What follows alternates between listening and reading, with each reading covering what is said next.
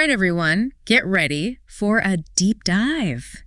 This time, it's a sci-fi musical. A musical? Yeah, you heard right. It's called Farstarrocinante Rave.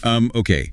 Not exactly what I was expecting for a deep dive, but I'm intrigued. Trust me, it's wild. The script is set in the future, where Earth is, well, basically uninhabitable. Uninhabitable? Yeah.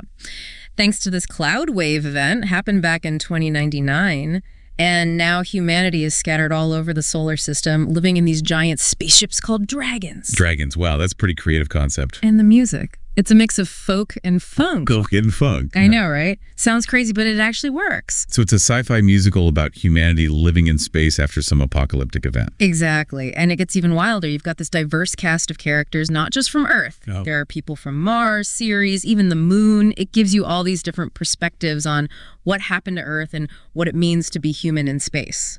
That's really interesting. So it's not just about the science fiction aspect, but also about the human impact of this event. Right. There's the captain, who seems a bit too happy to leave Earth behind, Mm-hmm. and a navigator, a bit of a rebel, a nostalgic engineer. There's a mysterious time traveler, and even a robot crew member. Whoa, a robot crew member? That's a cool twist. So what happens in the story? Well, Act 1 starts on the spaceship bridge. The first scene is actually pretty funny. It's this interaction between the crew and Galactic Command. Sounds like my kind of humor. What's so funny about it? You get the feeling right away that the captain, well, let's just say they might not be the most careful person. Oh, so maybe a bit accident prone. Exactly. It sets a nice tone. It's not super serious, hard sci-fi. Farstarrocinante Rave has this playful humor, even when dealing with some pretty big questions. It's like they don't take themselves too seriously. Yeah. And then there's this small detail about landing rituals that I found really fascinating. Landing rituals? What do you mean? It seems like even in this futuristic world, space travel still has all these superstitions and anxieties. I guess some things never change. Right. It shows that even with all the technology, humans are still human. So true. Okay, what else happens? Then we meet two characters who couldn't be more different. The soldier and the time traveler. Okay, tell me about them. The soldier is all about duty, following orders. Makes sense for a soldier. Right. But the time traveler is on this personal mission. A personal mission? What kind of mission? Their dynamic is super interesting. The soldier sings this song about leaving Earth for Ceres, highlighting the themes of choice and uncertainty. Leaving Earth behind is definitely a huge decision with lots of uncertainty. While the time traveler's mission is actually to go back in time to try to fix the past. Time travel? Now that throws a whole bunch of ethical questions into the mix. Exactly. And then you have the crew and their feelings about Earth. It's complicated. The captain seems almost relieved to be leaving. Maybe they had a tough time on Earth. Possibly. But the navigator is actually looking forward to shore leave. Interesting. So different reactions to Earth's demise. It makes you wonder, is Earth truly lost? Or is there still a part of humanity that longs for their home planet? That's a deep question. Oh, and then there's the engineer's song, Otakechi Blues. Otakechi Blues. It's heartbreaking, like a lament for a lost world. Yeah. It got to me. Even in this sci-fi future, people are still heartbroken about Earth. I can see how that would be emotional. It makes you think about what we would miss if we had to leave Earth. And speaking of the time traveler, Act 2 takes us to their first stop, the moon. The moon. Interesting. What happens there? It's not exactly what they expected. The way the script describes space travel is amazing. You can almost feel the vastness and wonder as they travel. I can imagine. It must be breathtaking. Their stop on the moon, though, is interesting. They sing this song that captures the desolate beauty of the landscape, but there's this underlying sense of disillusionment, especially from the time traveler. Almost like a reality check. Yeah, as if the moon doesn't live up to their expectations. Then it's off to Ceres Station, where the soldier gets to use their Quarkatronic gravitics training. Quarkatronic what? Quarkatronic gravitics. It's like using gravity to move things, super high tech. They actually get to use that training in a real crisis on Ceres. So the training comes in handy. Big time. But here's where it gets really interesting. The navigator stumbles upon the scientists' true identity and their secret mission. They're transporting this device, and the navigator recognizes the scientist. Whoa, a secret mission. Sounds like there's a lot more to this story than meets the eye. It makes you question everything you thought you knew about the mission. What's the real purpose? What is Galactic Command hiding? So many questions. And their conversation leads to a debate about what really caused Earth's destruction. The navigator is convinced it was humanity's fault. The scientist insists there's no evidence to support that. A clash of opinions. Yeah, a clash between belief and scientific evidence. Fascinating. Then, just when you think it can't get more complicated, there's an emergency at Snowy Station. An air duct gets damaged, and the crew has to scramble to fix it. Oh no, sounds intense. It's a tense scene, but it shows how well the crew works together. And it highlights how fragile life in space can be. One small malfunction, and it could be disastrous. Exactly. And then there's the tension simmering between Earth, Mars, and the Belters. It brings up the political and economic realities of colonizing the solar system. Right, the challenges of expansion and resource allocation. It's a timeless issue. The pilot sings this song about sharing resources, Yeah. and the navigator counters with a song about the power of weapons. Cooperation versus conflict. It's a theme that resonates throughout history, doesn't it? It makes you wonder if we're destined to repeat those cycles, even in space. And buckle up, because Act 3 takes us on a wild ride through the asteroid belt all the way to Mars. They even encounter a tachyon wave. A tachyon wave. Sounds dangerous. It flips the ship. Talk about a rough day at the office. That's more than rough. What happens to the crew? Well, in the middle of the chaos, we find out that the engineer is a robot. You're kidding. That's a major plot twist. How does the crew react to that? They actually accept the engineer for who they are. No freaking out. It's a powerful statement about inclusivity and what it really means to be human. I love that. It challenges our preconceived notions. So what about the time traveler? How are they doing with all this going on? Well, they're clearly struggling. The emotional weight of their mission, what they experienced on the moon, it's taking a toll. It makes sense. Time travel's probably a lot more than just physically going back in time. Then on Mars, we have this poignant farewell. The captain says goodbye to the time traveler and the scientist. Knowing they might never see them again. And knowing the mission is incredibly risky. A bittersweet moment. Definitely. But then, just when you think you've got it figured out, the time traveler drops this cryptic warning.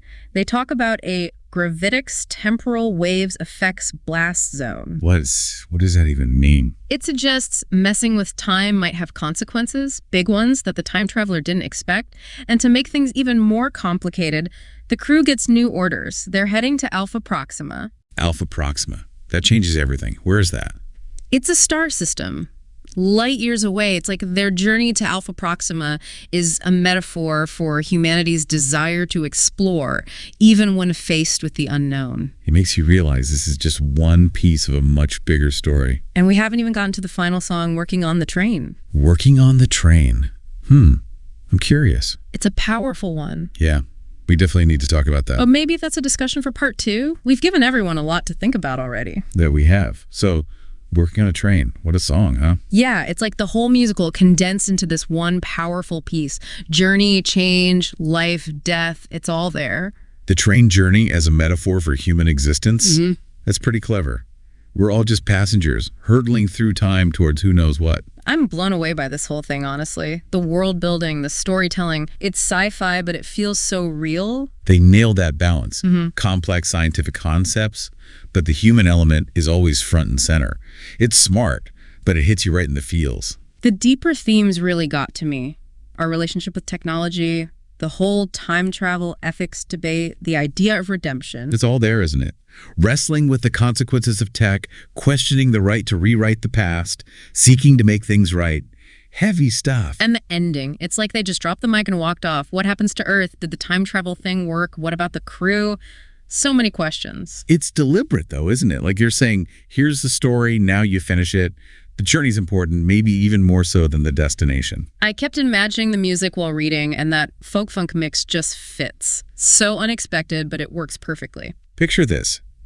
Banjo and bass grooving together as the ship flies through the asteroid belt.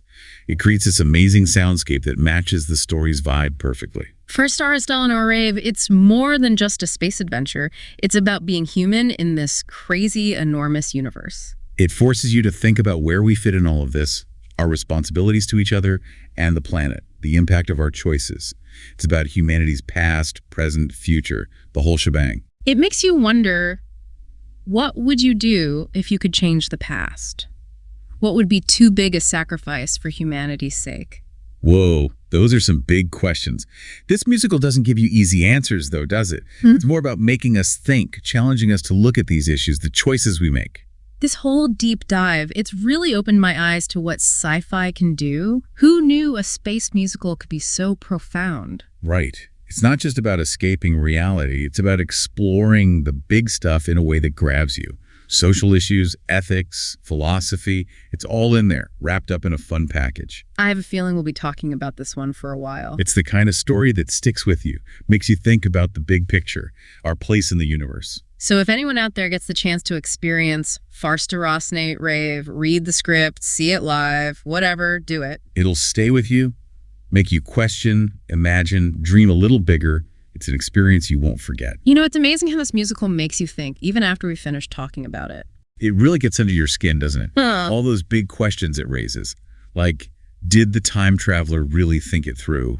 You know, risking everything to change the past. Yeah, the whole time travel thing, was it the right call? What about the consequences? They didn't have a crystal ball, right? I mean, who knows what they might have unleashed messing with the timeline like that. Remember that warning, the blast zone thing? It's like they opened a Pandora's box, maybe. It's like that saying, right? The road to hell is paved with good intentions. Even with the best of intentions, sometimes things go sideways. And it's all those unknowns that make Farstarrocinate Rave so gripping. It's not just a story. It's like a puzzle with pieces missing. You have to fill in the blanks yourself. It makes you think, even about our own lives, you know? The choices we make, what impact they might have down the line. It's like that butterfly effect, one flap of the wings. And who knows what storms that might create. Farstarrocinate Rave reminds us that even with all our technology, all our progress, there are limits. We can't predict everything. And maybe that's the point. It's not about having all the answers. It's about asking the right questions. It's about acknowledging that we don't know everything, that there are consequences to every action. It's a call to be more mindful, more aware, both as individuals and as a species. To think before we act, to consider the ripple effects. It's about responsibility too, isn't it? Taking responsibility for our choices, even the ones we make with the best of intentions. Yeah, it's like the musical is saying, hey, we have the power to shape the future, but we also have the responsibility to think about how we're shaping it. It applies to everything, not just time travel or spaceships. And that's what makes it such a powerful piece of work. It's science fiction, but it's so relevant to us here and now. It's about being human, facing tough choices, making the best of what we've got. Those are universal themes no matter where you are in the universe. Well, I think we've explored just about every corner of Farstarrocinate Rave. It's been an amazing journey. It has. Who knew a musical could pack such a punch, you know? Science fiction, social commentary, ethical dilemmas, it's all in there. So, to everyone listening, if you ever get the chance to experience this one, jump on it. You won't regret it. Read the script, see it performed, whatever. Farstarrocinate Rave will get you thinking, questioning, maybe even dreaming a little bigger about the future. And on that note, we'll wrap up this deep dive. Thanks for joining us. Until next time, keep exploring, keep asking those big questions. There's a whole universe out there waiting to be discovered.